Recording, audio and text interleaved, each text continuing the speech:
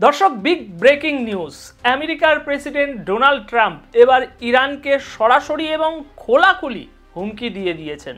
তিনি জানিয়ে দিয়েছেন ইরানকে এখনই কোনো শর্ত ছাড়াই আত্মসমর্পণ করতে হবে, অস্ত্র ফেলে দিতে হবে, যুদ্ধ থামাতে হবে। এমনকি ট্রাম্প এও বলেছে আমরা আয়াতুল্লাহ খামেনিকেও খুঁজে পেয়েছি।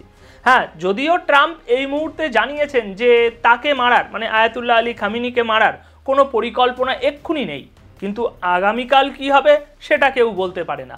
সুতরাং একদিকে ট্রাম্পের এই হুমকি, অন্যদিকে ইসরায়েলের বেপরোয়া পদক্ষেপ, আর মাঝখানে এখন সামনে আসছে ইরানের ব্যালিস্টিক মিসাইল হামলার ভয়ানক কিছু ছবি যা ঘটেছে তেল আবিবে।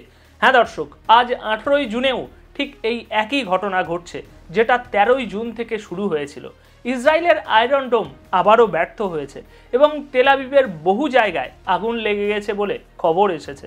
মানে আজ সকালে ইরানি মিসাইলগুলো আবারও ধ্বংসযজ্ঞ চালিয়ে এসেছে ইসরায়েলে। আসুন সবার আগে আমি আপনাদের সেই ছবিগুলো দেখাই যা কিছুক্ষণ আগেই ইসরায়েলের রাজধানী তেল আবিবে ইরানের মিসাইল হামলার পর সামনে এসেছে। তারপরে আমরা দেখব সেই দুটি বড় খবর যার জন্য আপনি এই ভিডিওটি খুলেছেন। চলুন আগে দেখে নিই ইসরায়েলের আকাশে ইরানের ব্যালিস্টিক মিসাইল যে বৃষ্টি নামিয়েছে সেই দৃশ্যগুলো।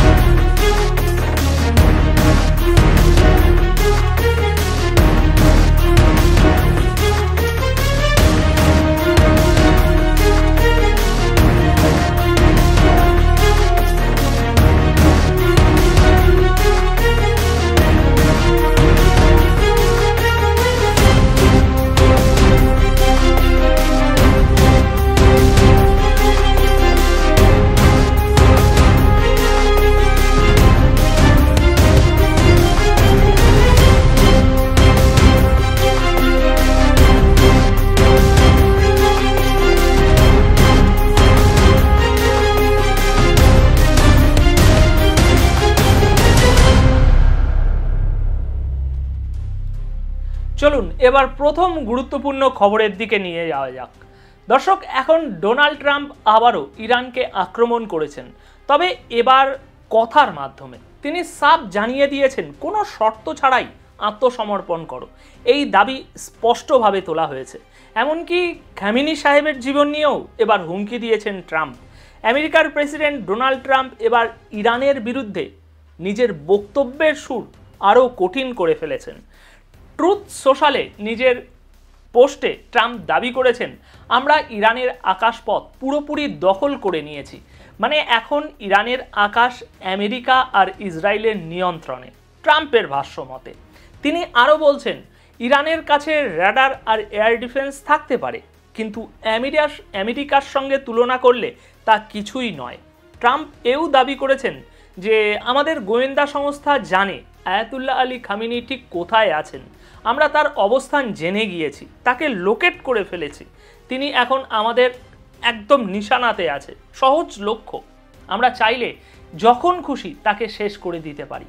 তবে ট্রাম্প বলেছেন আমরা এখনই তাকে হত্যা করার জন্য কোনো হামলা করছি না, অন্তত এক্ষুনি না। মানে তিনি কিন্তু এটা মোটেও অস্বীকার করেনি, ভালো করে লক্ষ্য করবেন, তিনি কিন্তু এটা মোটেও অস্বীকার করেনি যে আমরা এক্ষুনি করছি না, তার মানে এই না আগামীকাল আক্রমণ হতে পারে না, যেমন আগে আইআরজিসির কমান্ডারদের ওপর করা হয়েছিল।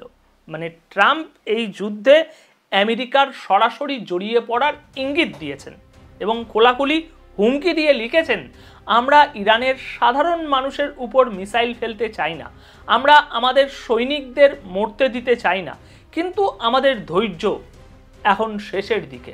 এবং সবশেষে নিজের পোস্টে ট্রাম্প মোটা মোটা অক্ষরে লিখছেন আনকন্ডিশনাল স্যারেন্ডার, মানে কোনো শর্ত ছাড়াই আত্মসমর্পণ করো। আর এই সব কিছুই এমন সময় হচ্ছে যখন ইসরায়েল ইরানের যুদ্ধের মাঝে আমেরিকার সরাসরি হস্তক্ষেপের আশঙ্কা দিন দিন বেড়েই চলেছে।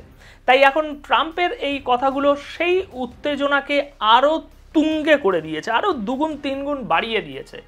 এদিকে ইন্টারন্যাশনাল পত্রপত্রিকাগুলোর শিরোনামেও এটা স্পষ্ট করে বলা হচ্ছে যে আমেরিকার যুদ্ধ বিমানগুলো মধ্যপ্রাচ্যের দিকে রওনা হচ্ছে। আসুন পরবর্তী কয়েকটি হেডলাইন আপনাদের জন্য এনেছি, এগুলো একটু দেখে নিন। একটা হেডলাইন বলছে US moving fighter jets to Middle East as Israel Iran war rages. মানে ইসরায়েল ইরান যুদ্ধ যতই বাড়ছে আমেরিকা ততই আরও যুদ্ধ বিমান পাঠাচ্ছে মধ্যপ্রাচ্যে। ইসরায়েল আর ইরানের মধ্যে যুদ্ধ যত তীব্র হচ্ছে, উত্তেজনা যত বাড়ছে, আমেরিকা ততই নিজের অতিরিক্ত ফাইটার জেটগুলো মধ্যপ্রাচ্যের দিকে পাঠিয়ে দিচ্ছে এবং এই খবরটা নিজেই অনেক কিছু বলে দিচ্ছে। যে কথাগুলো ডোনাল্ড ট্রাম্প বলেছে, আমরা আমাদের সেনাদের মরতে দিতে চাই না, আমরা ইরানের সাধারণ মানুষদের ক্ষতি করতে চাই না, এর মানে হয়তো এটাও হতে পারে যে যদি আমেরিকা বোমাবাজি করে তাহলে ইরানে প্রচুর সাধারণ মানুষের মৃত্যু হবে। আবার এদিকে ইরান যখন পাল্টা জবাব দেবে তাতেও আমেরিকার সৈন্যরা মারা যেতে পারে। আর এই সব কিছু এড়ানোর জন্যই ট্রাম্প চাইছেন ইরান যত দ্রুত সম্ভব আত্মসমর্পণ করুক। আর এই উত্তেজনার প্রমাণ হচ্ছে একজন আমেরিকান সরকারি কর্মকর্তা জানিয়েছেন এই যে ফাইটার জেট পাঠানো হচ্ছে এর মধ্যে আছে আপনার F-16, F-22, এমনকি F-35 যুদ্ধ বিমানও। এবং তার থেকেও গুরুত্বপূর্ণ তথ্য কি জানেন? এই সব যুদ্ধ বিমান আসছে একদম যুদ্ধের প্রস্তুতি নিয়ে। তাদের লক্ষ্য কি? তাদের লক্ষ্য হলো যদি ইরানের ছোড়া ব্যালিস্টিক মিসাইল ভূপাতিত তারা না করতে পারে, না মারতে পারে, তবুও অন্তত ইরানের যেসব নর্মাল মিসাইল বা ড্রোন ইসরায়েলের উপরে আক্রমণ করছে সেগুলো যেন নিশ্চিত করে গুলি করে ভূপাতিত করা যায়। সুতরাং এই অবস্থায় পরিস্থিতি ক্রমশ উত্তেজনাপূর্ণ হয়ে উঠছে। ইরানের পক্ষ থেকে আলাদা দাবি আসছে, আবার ইসরায়েলের পক্ষ থেকেও ভিন্ন দাবি আসছে। প্রতিটি দিন প্রতিটি ঘন্টা কি হয় অবস্থা দুই দেশের জনগণের মাঝে চলছে এরকমই একটা বিভীষিকাময় উত্তেজনা।